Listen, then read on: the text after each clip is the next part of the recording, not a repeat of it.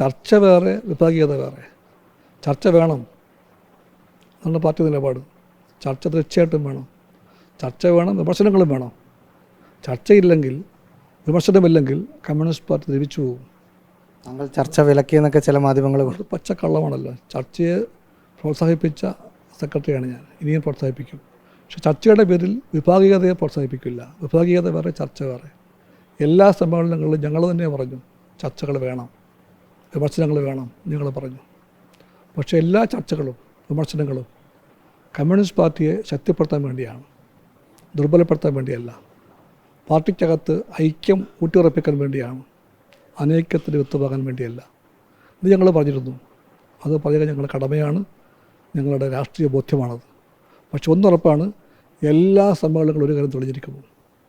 Communist പാർട്ടിക്കകത്ത് വിഭാഗീയതയുടെ വിഷവിത്തുകൾ മുളയ്ക്കില്ല. വിഷവിത്താണത്. Communist പാർട്ടിക്കകത്ത് പാർട്ടിക്ക് അന്യമായ താല്പര്യങ്ങളെ കൊണ്ടുവരാനും പാർട്ടിയുടെ സമരശേഷിയെ ദുർബലപ്പെടുത്താനും പാർട്ടിയുടെ മേൽ ജനതയ്ക്കുള്ള പ്രതീക്ഷയെ ദുർബലപ്പെടുത്താനും എല്ലാമുള്ള ഒരു പ്രവണതയെയും കമ്മ്യൂണിസ്റ്റ് പാർട്ടി അംഗീകരിക്കുന്നില്ല, സഖാക്കൾ അംഗീകരിക്കുന്നില്ല.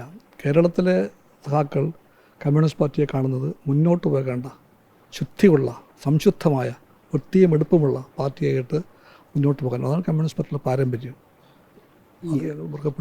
ഭരണത്തിൽ ഇരിക്കുമ്പോഴും തൃശ്ശൂർ പൂരം വിഷയത്തിൽ, ADGP MR അജിത്കുമാർ വിഷയത്തിലൊക്കെ കൃത്യമായ സ്റ്റാൻഡ് എടുക്കാൻ CPIക്ക് കഴിഞ്ഞിട്ടുണ്ട്. CPIയുടെ നിലപാടാണ് പല തീരുമാനങ്ങൾക്കും കാരണവും. പക്ഷേ ഏറ്റവും അവസാനം വരുമ്പോൾ MR അജിത്കുമാർ രക്ഷപ്പെടുന്ന ഒരു പ്രതീതി, അല്ലെങ്കിൽ സർക്കാരിൻ്റെ നീക്കങ്ങൾ അങ്ങനെയാണ് കാണുന്നത്. പ്രതീതിയെ കണ്ടുകൊണ്ടൊന്നും പറയാൻ ഞങ്ങളില്ല. പക്ഷെ ഒരു കാര്യം ഗൗരവമുള്ള കാര്യമാണ്. ആവർത്തിച്ച് എന്തിനു വേണ്ടിയാണെന്ന് ആർക്കും അറിയാത്തൊരു പശ്ചാത്തലത്തിൽ പ്രധാനപ്പെട്ടൊരു പോലീസ് ഉദ്യോഗസ്ഥൻ സ്ഥിരമായിട്ട് RSS നേതാക്കന്മാരെ പോയി കാണുന്നു. ആ ഉദ്യോഗസ്ഥന് ഒരു മന്ത്രി ഫോൺ ചെയ്താൽ പോലും അറ്റൻഡ് ചെയ്യാൻ നേരെയില്ല എന്ന് തെളിയിക്കപ്പെട്ടിരിക്കുന്നു. തൃശ്ശൂർ പൂരം പോലൊരു വലിയ സാംസ്കാരികോത്സവത്തിൻ്റെ രംഗത്ത് ചുമതല വഹിക്കുമ്പോൾ ആ ഉദ്യോഗസ്ഥൻ ആ ചുമതലയെ ഫലപ്രദമായി നിർവഹിക്കാൻ പരാജയപ്പെട്ടു പോയിരിക്കുന്നു. ആ ഒരു കറുത്ത മാർക്കുണ്ട് ആ ഉദ്യോഗസ്ഥൻ്റെ മേൽ. അത് പറയാൻ കമ്മ്യൂണിസ്റ്റ് പാർട്ടിക്ക് എന്നും നാവുണ്ട്, ആ നിലപാടുണ്ട്, അതിൽ മാറ്റമില്ല.